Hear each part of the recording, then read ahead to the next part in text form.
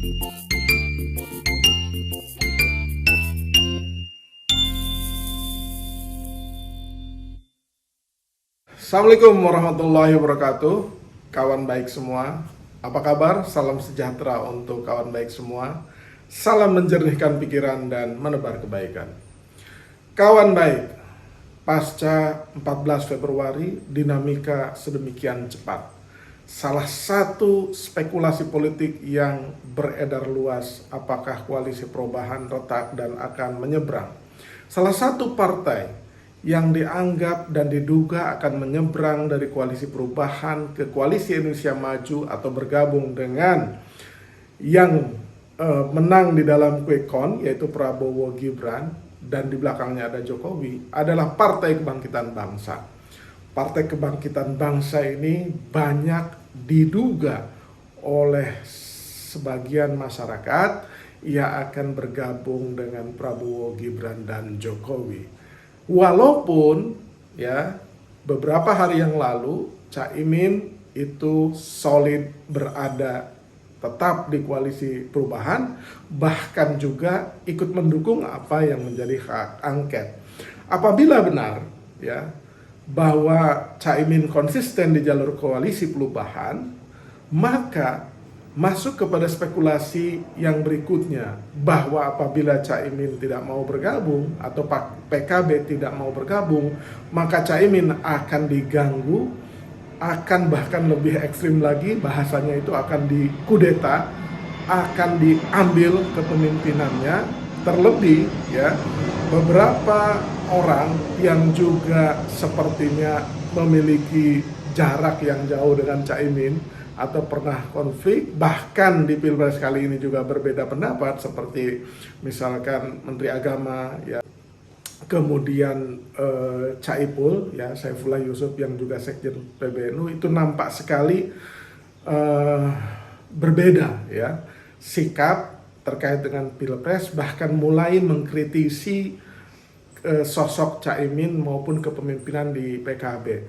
Jadi wajar saja kemudian banyak pengamat, banyak kalangan menduga bahwa PKB ini akan diambil alih ya, oleh siapa tidak tahu, tetapi yang pasti akan mengganti ketua umumnya, yaitu Muhaimin Iskandar gitu. Nah, Muhaimin sendiri pernah berkali-kali mengalami ujian politik yang berat, tetapi bisa melewatinya.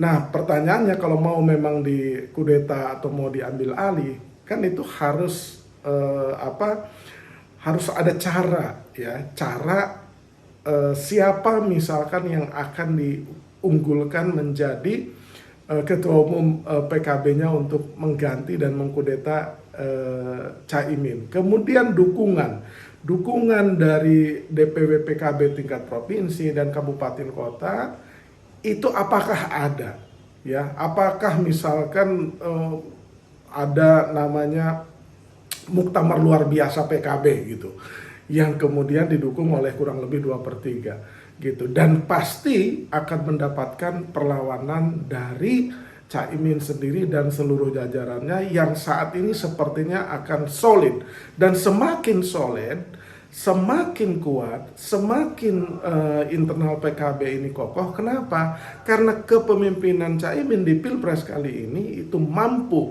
menjadikan Caimin sebagai cawapres koalisi perubahan, yaitu nomor 01. Kemudian yang kedua ya, itu PKB raihan kursinya melebihi dari puncak kejayaan PKB di pemilu 99 yang kurang lebih 12% dengan 51 atau 52 kursi gitu.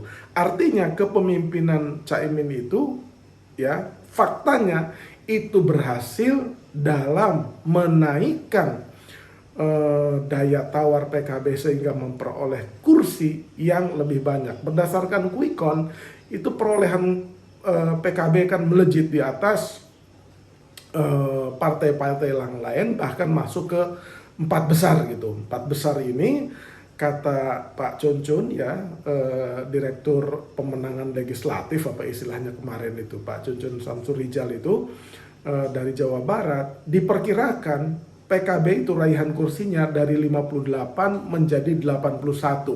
Berapa suara yang diprediksi akan meningkat? Kurang lebih 6 juta suara.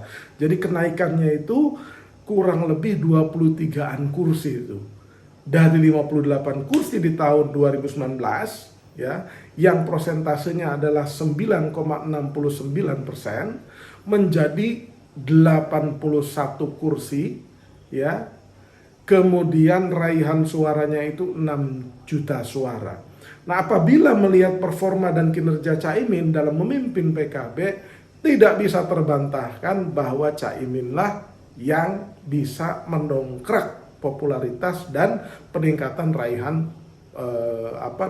PKB ini. Jadi secara internal, secara persepsi, Caimin itu kokoh, kuat.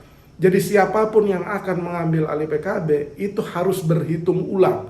Karena secara prestasi Caimin melonjak. Ya, secara kekuatan pasti para ketua DPD dan ketua DPC itu sebagian besar dirawat oleh Caimin dalam waktu lama dan pasti solid. Jadi siapapun yang akan melakukan operasi politik mengganti Caimin itu harus diperhitungkan ulang. Jadi prediksi saya, PKB akan tetap solid di bawah Caimin dan kemungkinan besar akan solid juga bersama koalisi perubahan. Jadi mereka akan merupakan satu kekuatan yang kuat di parlemen, apalagi konon katanya PDI Perjuangan juga mulai menjajaki komunikasi dengan koalisi ini.